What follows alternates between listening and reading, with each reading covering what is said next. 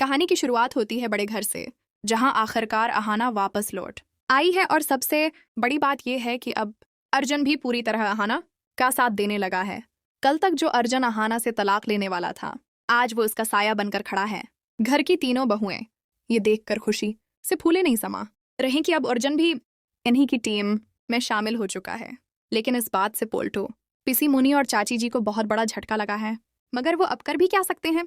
उन्हें पता है कि अगर वो कुछ भी उल्टा सीधा करेंगे तो उन्हें खुद ही घर छोड़कर जाना पड़ेगा।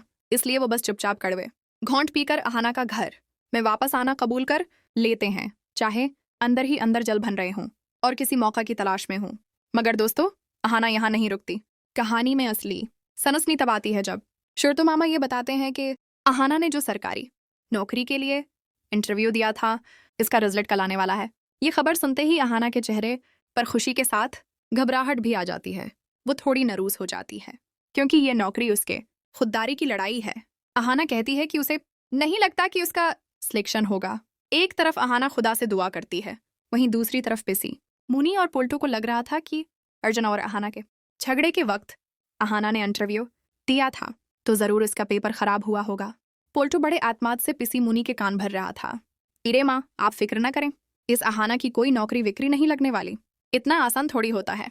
कल देखना कैसे उसकी बेइज्जती होगी।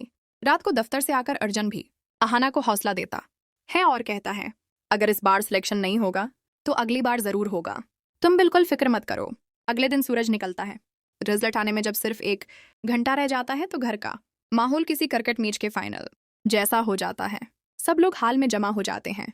अहाना की धड़कनें तेज हो जाती हैं। वो बार बार घड़ी देख रही है, लेकिन पिसी मुनी को यहाँ भी चीन कहाँ। वो मौका देखकर फिर अपना पुराना राग छेड़ देती है। वो अर्जुन को ताना देते हुए कहती है, ये क्या हो गया है तुझे छोटू? पहले तो तू इसकी नौकरी से बहुत परेशान था, चाहता था कि ये बाहर न जाए, घर संभाले। फिर ऐसा क्या काला जादू कर दिया उसने तुझ पर कि अब तू खुद उसके रिजल्ट का बेचैनी से इंतजार कर रहा है। तू तो बीवी का गुलाम बन गया है। पिसी मुनी की ये जहर भरी बात सुनकर दरगाह देवी कुछ कहने ही वाली थी, मगर अर्जुन हाथ के इशारे से उन्हें रोक देता है। अर्जुन आगे बढ़कर पिसी मुनी की आंखों में आंखें डालकर कहता है, बू, ये कोई काला जादू नहीं है। मुझे अपनी गलती का एहसास हो चुका है। मैं मानता हूँ कि मैं गलत था जो मैं अहाना के पंख काटने की कोशिश कर रहा था। अब मैं उसे पढ़ाना चाहता हूँ और उसे आगे बढ़ता देखना चाहता हूँ।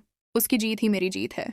अर्जुन का ये बदला हुआ रूप देखकर पिसी मोनी की बोलती बंद हो जाती है और वो मना फैलाकर बैठ जाती है। वक्त गुजरता जाता है और अहाना की बेचैनी बढ़ती जाती है। घर वालों को इस पर पूरा यकीन था, मगर पोल्टू और पिसी मुनी कोने में खड़े दुआएं कर रहे थे कि अहाना का नाम लिस्ट में न हो। लेकिन अचानक वो लम्हा आ ही जाता है। अर्जुन लैपटॉप रिफ्रेश करता है और खुशी से चीख पड़ता है, अहाना, तुम्हारा सिलेक्शन हो गया है। तुम पास हो गई हो।